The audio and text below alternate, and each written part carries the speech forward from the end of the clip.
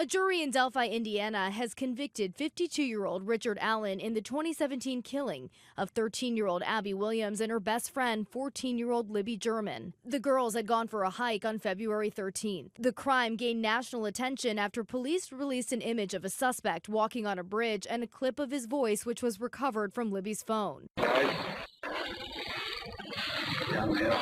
Their bodies were left in the woods and discovered the next day, Valentine's Day 2017. Allen admitted to being on the trail the day of the murders but denied involvement. The murders left residents of the small town about 75 miles north of Indianapolis reeling. Prosecutors say they linked an unspent bullet recovered at the scene to Allen, and an investigator testified that bullet was found between the two girls. The community relieved following the jury's decision. It was such a roar of happiness. I could feel it. I got chills on my body. Allen's defense questioned the handling of evidence and argued the bullet should have been better photographed by investigators, and argued there was no DNA evidence linking Allen or anyone else to the crime. Prosecutors playing audio recordings during the trial of Allen calling his wife and mother from jail, admitting to committing the crime, asking his wife, "Do you still love me?"